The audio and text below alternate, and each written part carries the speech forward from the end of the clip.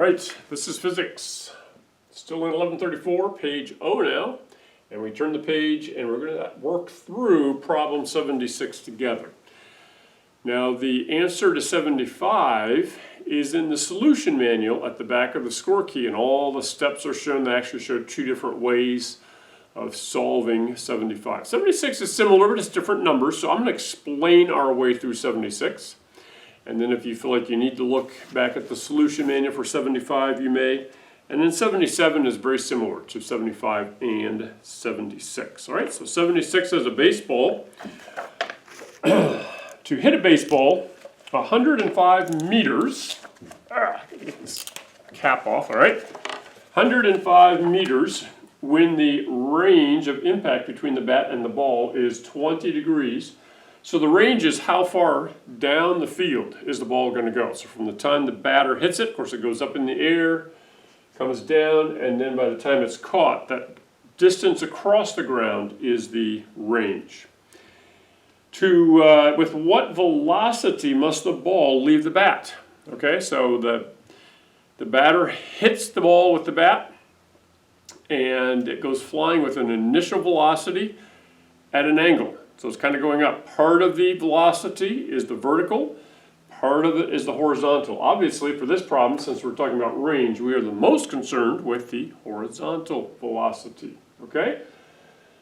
So here's a formula that the PACE gave us, and that is that the range is equal to the horizontal velocity times the time. Okay? Now, do we know the horizontal velocity? No. Do we know the time? Yes. Do we know the range? Yes. So we can solve for this by dividing by the time. Okay? So we'll take the 105, which is the range, divide by 2.8. I'm going to get my calculator out. You go ahead and do it while I get set up here. Punch it in on yours. Let's see what we get. 105 divided by 2.8. Okay, what'd you get? All right, yep, if you got 37.5, good.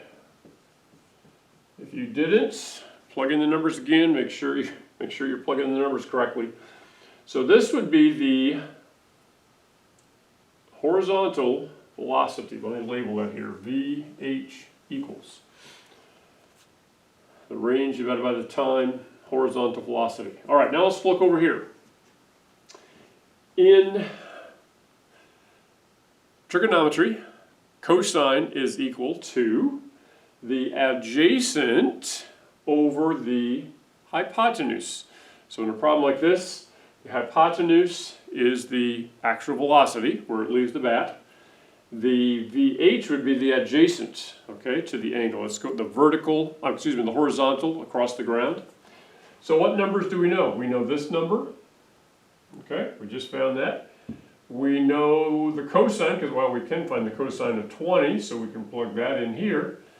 And then all we have to solve for is the actual velocity. And that's what they're asking us to find, right? Are we asked to find the velocity that the ball must leave the bat? All right. So let's... We're solving for v here, so we could think of it as I'm dividing by the cosine of theta. If you think of the magic triangle, we're solving for v, so I have vh divided by the cosine of theta. So it's just another way. If you like the magic triangle, I'm just helping you tie it in, okay? If that's confusing you, don't worry about the magic triangle. I teach that all the way through Algebra 1, Algebra 2, physics, chemistry. We use the magic triangle a lot. But here's the formula now, VH divided by the cosine of theta. Let's plug in 20 and hit cosine. I'm getting 0.9397. Is that what you're getting? 0.9397. Okay, make sure you get that. Make sure you're in degrees. If you're in a different mode, it's not going to work. And then the horizontal velocity is the 37.5. I'm not going to do the last step for you. You're just going to finish the calculation and then round it off and you've got your answer. Okay?